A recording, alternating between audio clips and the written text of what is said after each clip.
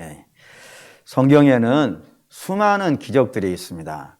그리고 그 많은 기적들 중에 물론 제일 많이 그 기적을 일으키신 분은 이 땅에 오신 예수 그리스도 하나님께서 일으키신 기적이 가장 많죠. 근데 오늘은 예수님 빼고 이 땅에 살았던 사람들 중에서 가장 많이 기적을 일으킨 사람 하면은 두 사람을 듭니다. 하나는 누구겠어요? 하나는 모세입니다. 모세만큼 기적을 많이 한 사람도 없고, 또 하나는 여러분과 오늘 함께 읽은 엘리야입니다. 이 두 사람이 기적을 가장 많이 일으킨 믿음의 사람으로 되어져 있어요. 근데 오늘은 그 중에서 이 엘리야에게 관점을 갖고 하나님 말씀을 좀 전하려고 합니다. 엘리야 하면은 떠오르는 기적들이 몇 가지가 있죠. 예를 든다면 첫 번째는 엘리야가 선포를 하니까, 비가 내리지 말라고 선포를 하니까 몇 년간 비가 오지 않았다?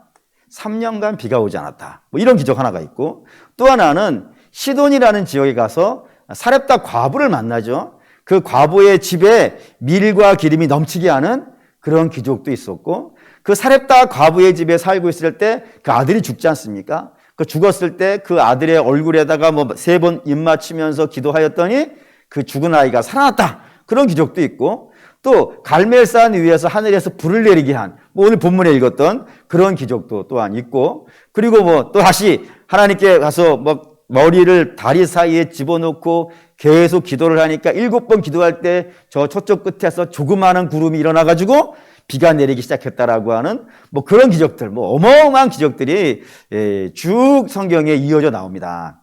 뭐 대단한 기적들이죠. 근데 이런 기적들을 성도들이 당연히 알아야 되는 건, 이 기적이 다 뭐하고 연결되어져 있냐면 기도랑 연결이 되어져 있어요. 기도하고 난 이후에 이 기적이 나타나는 걸로 다 되어 있단 말이에요. 근데 이거를 우리가 간혹 잘못 읽기 시작하면은 굉장한 유혹이 생겨요. 유혹이 생겨요. 한 두 가지 정도 면에서 유혹이 생긴다라고 되어져 있는데, 첫 번째는 이 기적을 일으킨 사람이 누구예요? 물론 기적은 다 하나님이 하시는 거예요. 근데 우리 눈에 볼 때는 이 기적을 누가 하고 있는 거예요? 엘리야가 하고 있다는 거예요. 그렇기 때문에 간혹 이런 유혹을 받아요. 엘리야라고 하는 사람은 우리하고 질적으로 다른 사람이야. 우리하고 뭐가 달라. 이 사람 우리보다 뭔가 더 큰 믿음이 있고, 우리가 가지고 있지 않은 그런 거룩함도 있고, 우리하고는 수준이 다르게 유혹도 받지 않고, 어떤 뭔가 좀 대단한 사람이야.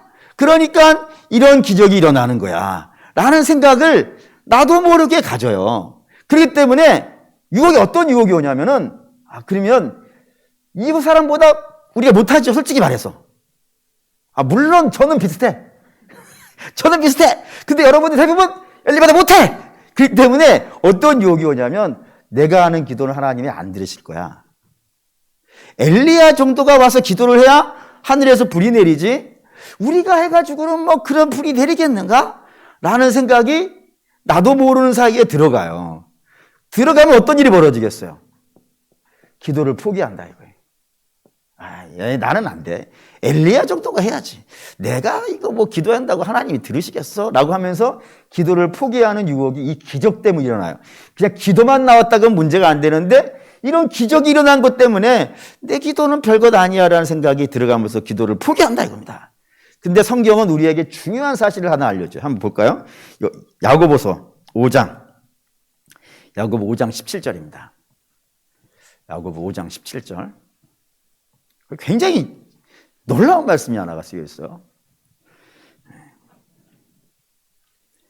야고보 5장 17절 읽겠습니다. 엘리야는 우리와 성정이 같은 사람이로되 그가 비가 오지 않기를 간절히 기도한즉 3년 동안 비가 땅에 오지 아니하였더라 라고요.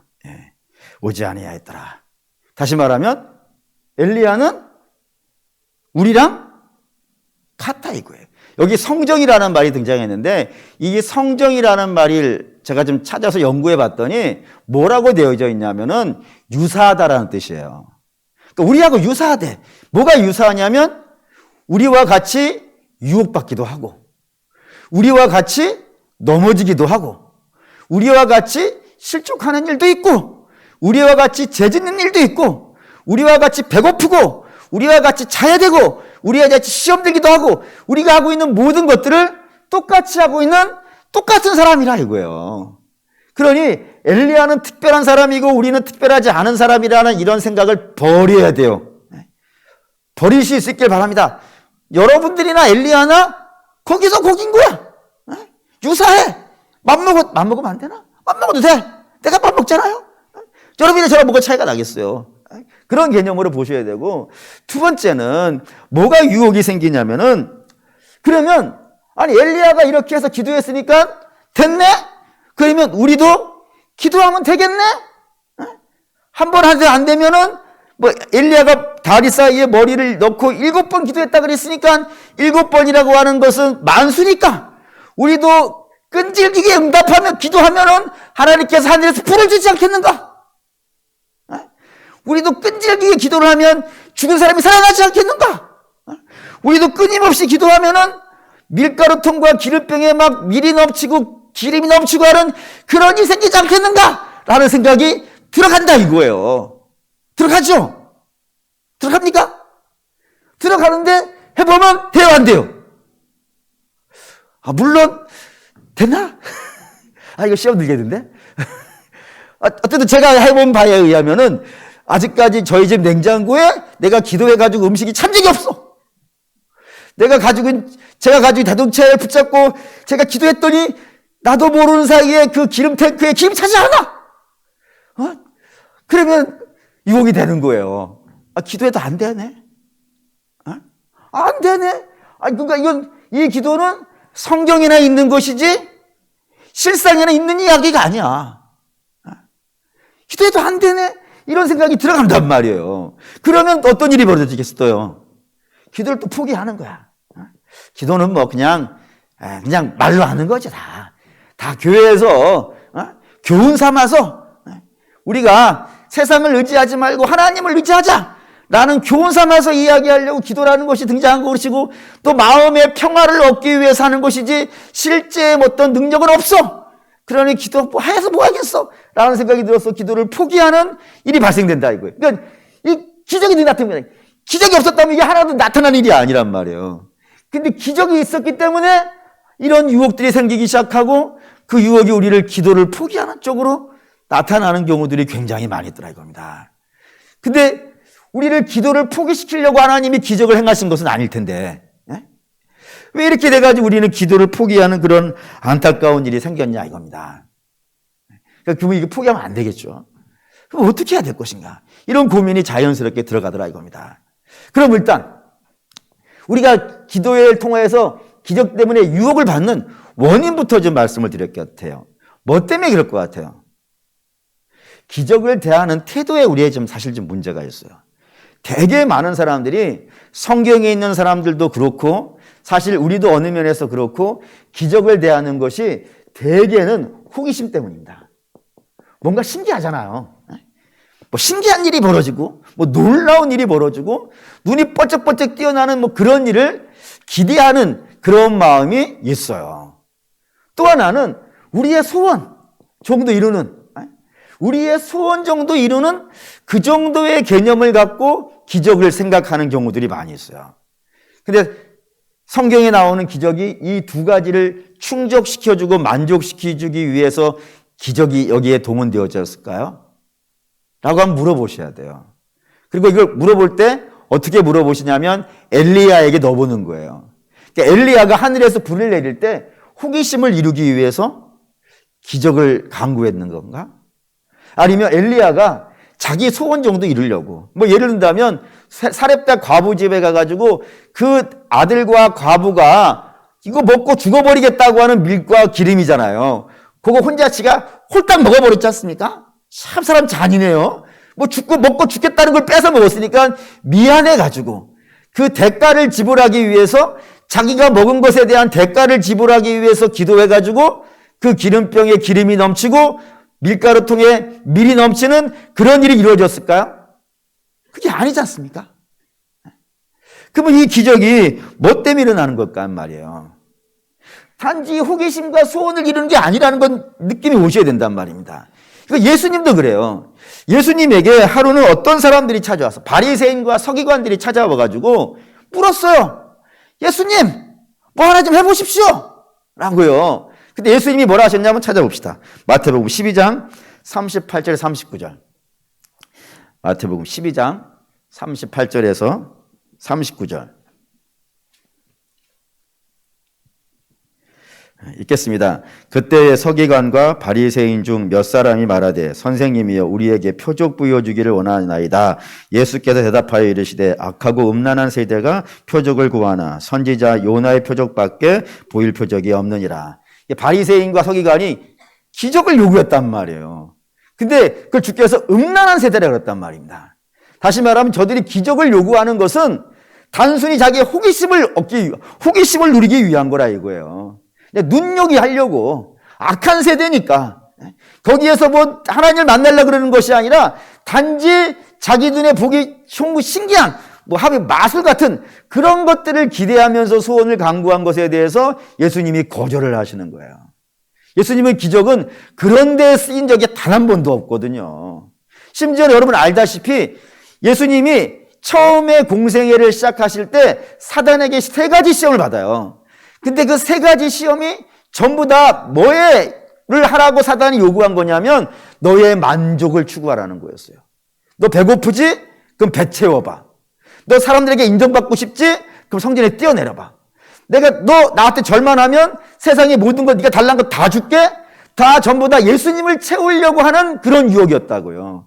근데 예수님이 당연히 다 하실 수 있어요. 아니 사단이 안 도와주셔도 당신이 원하시냐면 아니 돌 가지고 떡을 만드는 정도가 아니라 아무것도 없는 것 중에서 이 세상을 만드신 분인데 뭐 떡이야 못 만드시겠어요. 떡이 아니라 만찬도 혼자 만들어내실 수 있는데 거절해 버리신단 말이에요.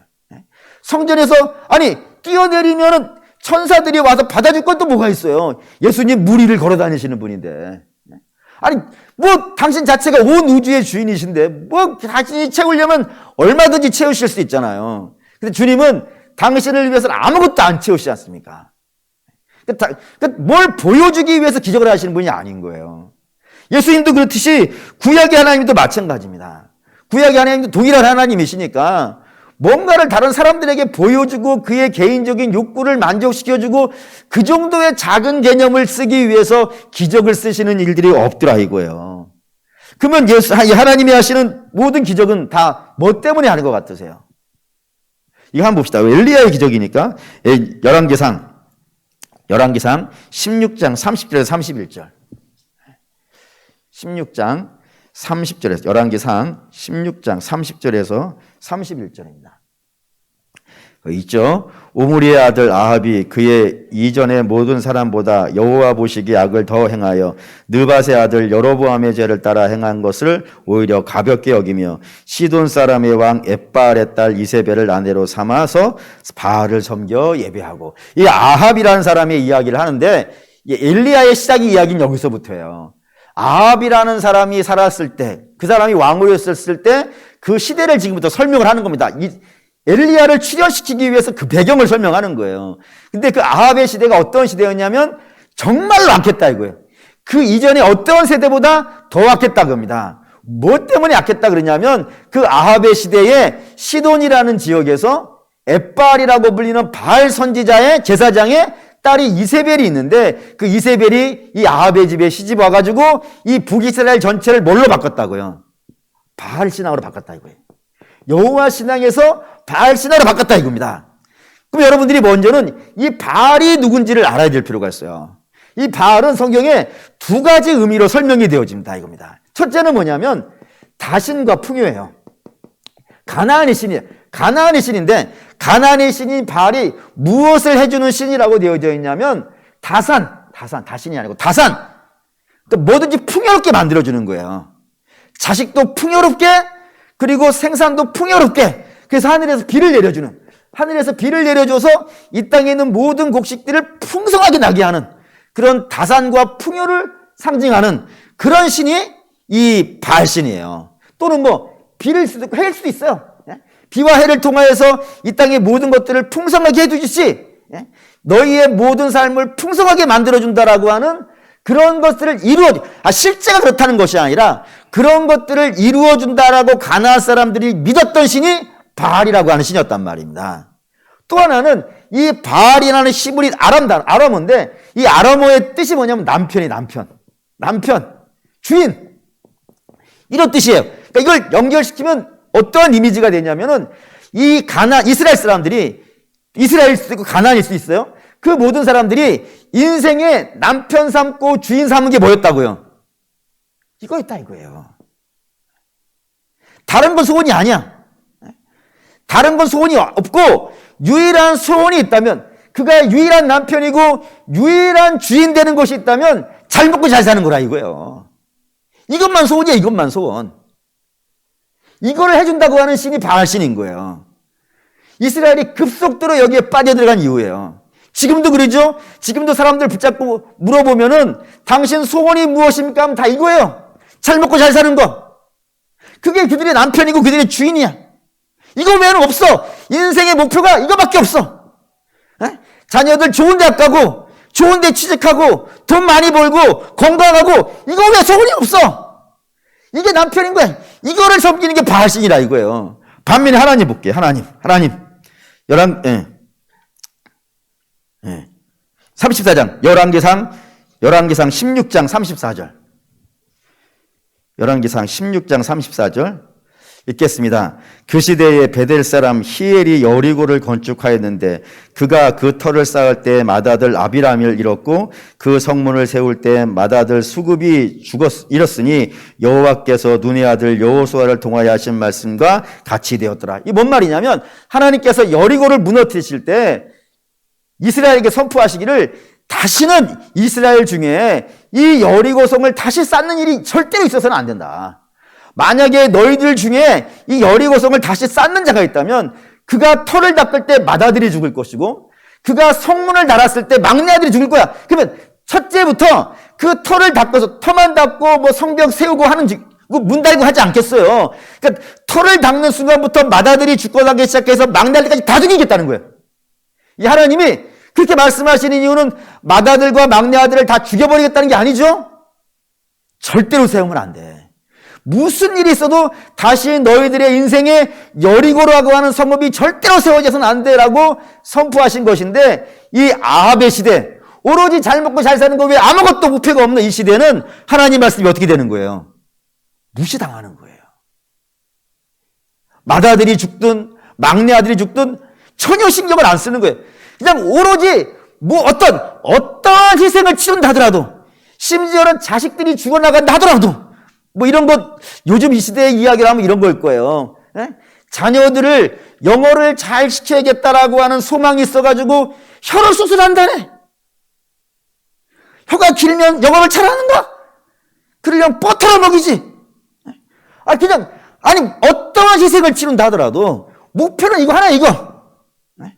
아들이 죽든 뭐가 죽든 내 인생에 여리고를 세우는, 하나님이 싫어하더라도 오로지 이거 하나만을 치고 간다 이거예요. 이게 아합의 시대예요. 아합의 시대, 바알의 시대이고. 그러니까 이스라엘 사람 다 그래. 근데 하나님 왜 거부하는 거예요? 하나님은 인생의 가치를 여기다 안 두시거든. 우리의 가치를. 하나님은 우리의 가치를 어디다 두는 거예요? 순종. 너희는 순종해. 먼저 그의 나라와 그의 일을 구해. 나머지는 내가 알아서 할 테니까. 내가 너희에게 필요한 건 내가 줄 테니까 너희는 여기에다가 소망을 두지 말고 여기에다 소망을 두라는 것이고, 바알은 이게 쓸데없고 이거에다만 신경 쓰라는 거예요. 여기에 이 아합의 시대는 다 어디로 끌려가는 거예요? 여기로 끌려가는 거예요. 순종 힘들거든. 여러분도 해보셨지만 믿음으로 사는 거 보통 힘든 거예요. 하나님 말씀에 순종해서 그 말씀 따라 살아가는 게 보통 문제인 거예요. 어렵단 말이에요. 근데 이거는 쉬워. 이거만 주라 하면 돼, 그냥. 그러니 다 이리로 끌려가고 있는 그 시대에 엘리야가 뭐로 등장하냐면 이것 때문에 등장한다 이겁니다. 17장 1절. 17장 1절. 읽겠습니다. 길르앗에 우거하는 자 중에 디셉 사람 엘리야가 아합에게 말하되, 내가 섬기는 이스라엘의 하나님 여호와께서 살아계심을 두고 맹세하노니 내 말이 없으면 수년 동안 비가 이슬도 있지 아니하리라 하니라 라고요. 지금 바알이 어떤 신이냐면 비 내려주는 신이라 그랬단 말이에요. 비 내려주는 신. 그런데 실제로 비는 바알이 내리는 게 아니라 이거예요. 누가 내리냐면 하나님이 내리시기 때문에 하나님이 내리지 말라고 하면은 바알이 아무리 비가 오게 하려고 애를 써도 안 된다 이겁니다. 다시 말하면 엘리야가 뭐 선포하냐면 너희가 지금 잘못된 길을 가고 있어. 너희가 믿는 신은 참신이 아니고 우리가 믿고 있는 여호와가 참신이야라고 하면서 하나님을 증거하는 인생으로 등장하는 거란 말이에요. 그러니까 기적이라는 게 이렇게 등장하는 거예요. 기적을 일으키기 위해서 기적을 하고 있는 것이 아니라 하나님이 누구인가를 그 믿음이 없는 세대에 선포하기 위해서 기적이 등장하고 있는 거라 이겁니다. 근데 이걸 선포하는 것이 쉬운 게 아닌 거예요. 얼마나 어렵나 한번 볼까요? 2절 3절 17장 2절 3절 2, 3절 읽을게요. 여호와의 말씀이 엘리야에게 임하여 이르시되 너는 여기서 떠나 동쪽으로 가서 요단 앞 그리 시냇가에 숨고 거기에 뭐에다가 줄을 그으면은 여러분 단어가 이 문장이 이해가 될까? 숨고. 그러니까 우리 하나님이 비를 내려주시는 참 하나님이라는 선포를 했는데 엘리야는 뭐 해야 된다고요? 그 뒤로 숨어야 되는 거예요. 어떤 시대인지 느낌이 오시죠? 우리가 지금 거리에 나가서 하나님이 우리의 구원자십니다라고 하면 뭐 다른 사람들이 뭐 안 좋아할 수는 있어. 안 좋아할 수는 있지만 우리가 그거 선포하고 저쪽에 어디라고 해야 되려나 기린봉기의 꼭대기 올라가 들어가 숨지는 않잖아요. 근데 엘리야의 시대, 아합의 시대는 그거 선포하고 숨어야 돼.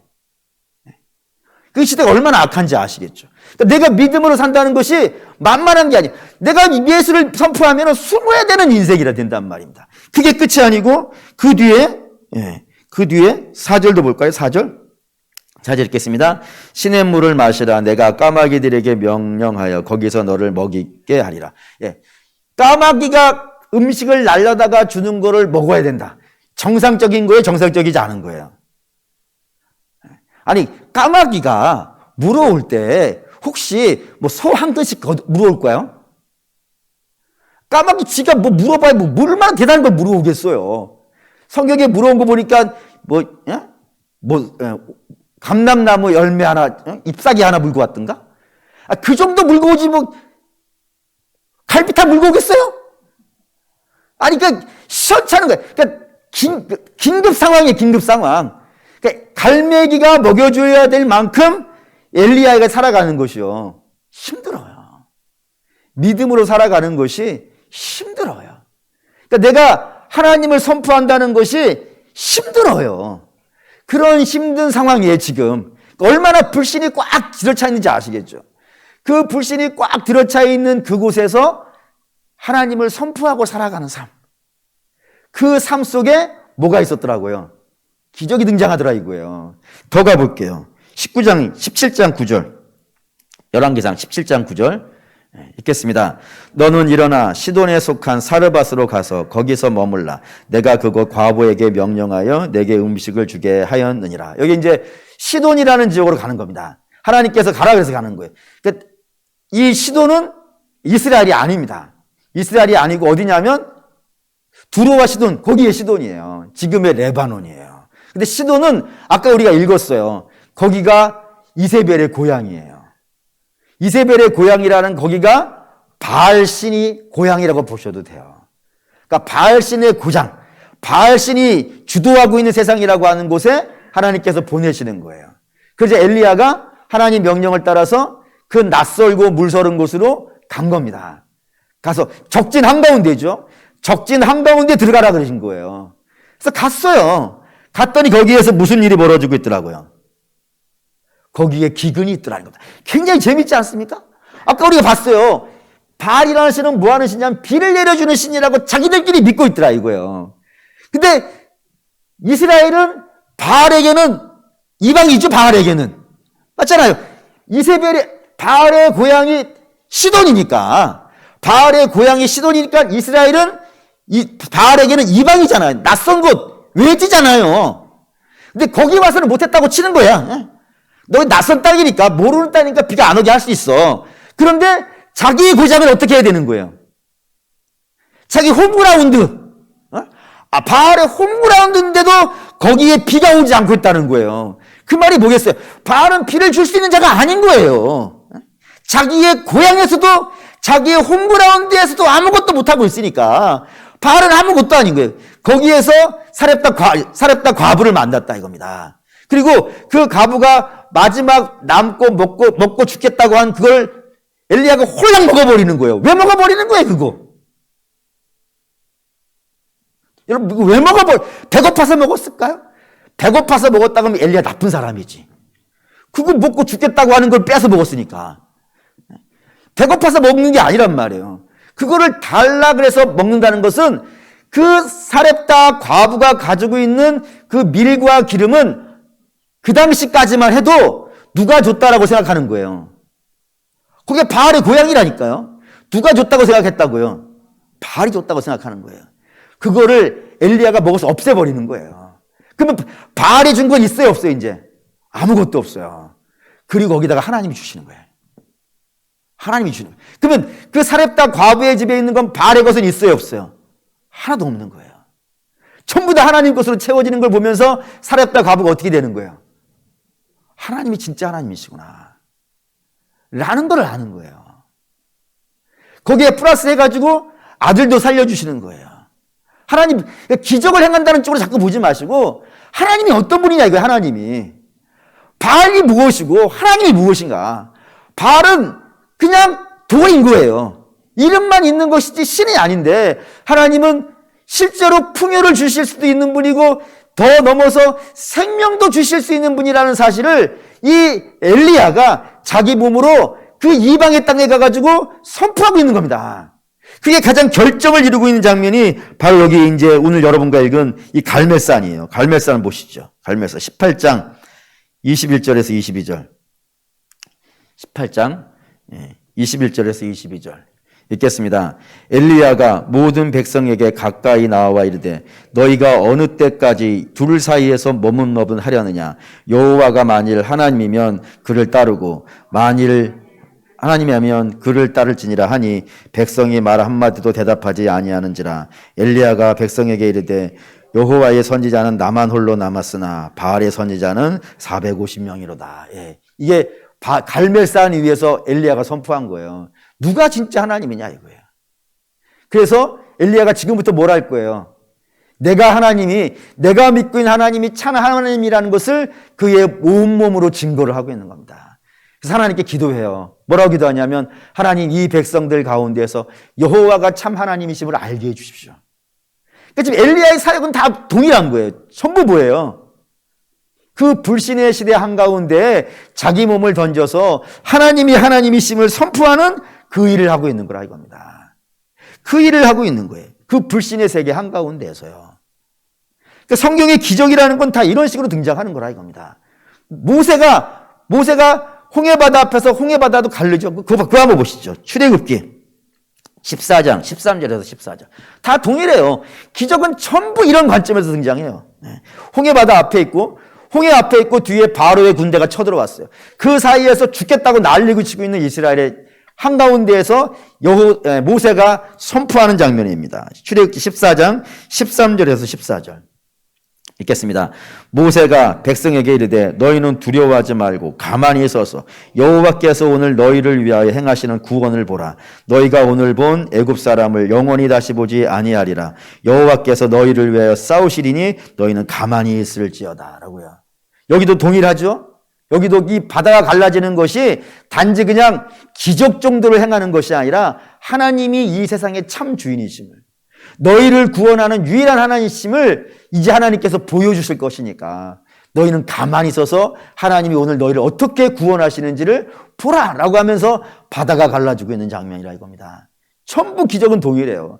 전부 다 뭐냐면 사람의 소원이나 사람의 바램이나 사람의 그 호기심이나 신비감이나 이런 것들을 채워주기 위해서 기적이 동원되어지신 것이 아니라 하나님의 구원의 이야기에 다 등장하는 거예요.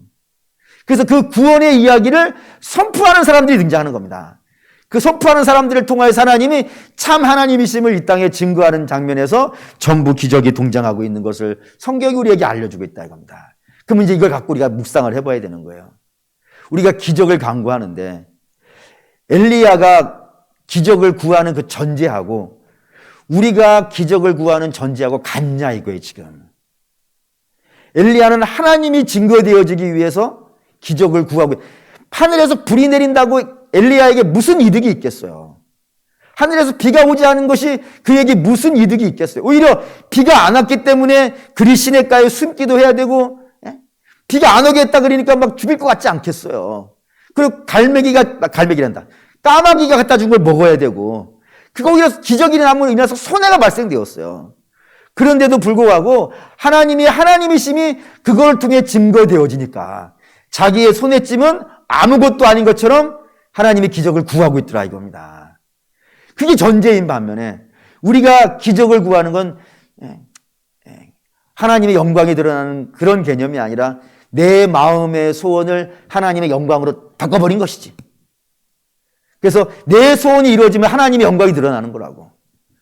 그런 식의 접근을 하고 있어요. 전제가 다른 관점에서 기적을 구하니까 우리의 기도의 응답이 없어진 거라 이거예요. 마치 그거는 팥을 넣어놓고 메주가 나오기를 기대하는 그런 모습의 기도가 되어졌더라 이겁니다. 고로 사랑하는 믿음의 성도 여러분, 저는 성경에 나오는 기적을 다 믿는 사람입니다. 지금도 하나님이 그 일을 하신다고 생각을 하고 있고 그보다 더한 일도 하고 계시죠. 사실 바다가 갈라지는 일, 하늘에서 불이 내리는 일, 이보다 죽은 자가 살아난 게 더 크잖아요. 그리고 그 죽은 자가 살아나는 역사는 지금도 부수하게 일어나고 있고, 저와 여러분들이 예수를 믿고 있다는 거 이게 얼마나 큰 기적인지 아시겠습니까? 되게 많은 분들이 내가 예수를 믿고 있다는 것이 얼마나 놀라운 일인지를 몰라요. 여러분도 한번 길거리 지나다니면서 사람들에게 물어보세요. 여러분들이 알고 있는 믿음의 이야기를 하면 다른 사람들이 그걸 듣고 알아듣기라도 하는가? 죽은 자는 못 알아듣는 거예요. 하나님께서 살려낸 자들만이 주의 말씀을 듣고 알아듣고 믿음으로 반응하는 겁니다. 우리가 예수를 믿고 있다는 건 이미 놀라운 기적이 시작되는데 그게 기적인지를 모르고 있는 것이 안타까운 일이죠. 어쨌든 성도는 어떤 타이밍에 기적을 구해야 되냐면 여러분들에게 주어진 인생이 있다 이겁니다. 거기에 다 아합의 시대예요. 다 불신의 시대예요. 그 한가운데에서 저와 여러분이 맡은 일은 그 한가운데에서 하나님이 참 하나님이심을 증거하는 일이라 이겁니다. 그게 말로만이 아니고 내 인생 자체가 내가 손해를 보더라도 하나님의 영광만 드러나면 돼. 이 불신 한가운데 하나님이 참 하나님이라는 사실만 증거되어 줄 수 있다면 나는 그리 시냇가에 숨을 수도 있고 까마귀가 갖다 주는 것밖에 먹을 수 없는 그런 인생이 될 수도 있어. 하지만 그럼에도 불구하고 하나님이심이 나로 인하여서 증거되어 줄 수 있다면 하나님 역사하여 주십시오 라고 하면서 그 한가운데에서 믿음으로 사는 거란 말이에요. 그런 과정 속에 하나님은 오늘도 구원의 역사를 이루어내시고 기적을 나타내시더라 이겁니다. 더 놀라운 기적도 일어날 거예요. 분명히 주께서 그러셨어요. 내가 한 일보다 너희가 한 일이 더 클 거라고. 주께서 그렇게 하신다고 하셨는데 안 일어날 리가 없지 않겠습니까? 고로 사랑하는 믿음의 성도로 우리의 기도 이렇게 해야 돼요. 하나님, 내 인생에서 모든 영역에서 제가 순종하는 인생이 되게 해주십시오. 하나님 말씀대로 살 수 있게 해주시고 믿음으로 살게 해주시고 어떠한 유혹이 오고 어떤 핍박이 온다 하더라도 내가 여기 지치지 않게 해주십시오. 이런 문제로 인해서 지쳐가지고 제가 쓰러지면 하나님 증거할 사람이 내가 살고 있는 영역에서 누가 있겠습니까?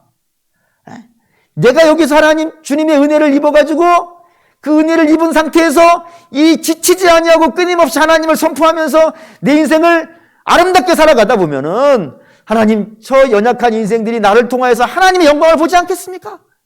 그래 주님 제 지치지 않게 해주십시오. 제 쓰러지지 않게 해주시고 끝까지 믿음으로 경주하게 해주십시오. 그리고 순간순간 예수를 선포하게 해주십시오. 그런 기도 속에 사랑하는 여러분 지금도 하늘에서 불을 내리는 거예요. 저와 여러분들이 그렇게 하기를 소원합니다. 저와 여러분들은 기적을 날마다 경험할 수 있기를 소망해요. 고로 여러분들의 인생에서 실망하거나 낙심하지 믿음으로 살다가 낙심하지 마시고 끝까지 믿음의 경주를 해낼 수 있는 그런 결단의 기도가 있는 이 밤 되시기를 주의 이름으로 축원합니다. 아멘.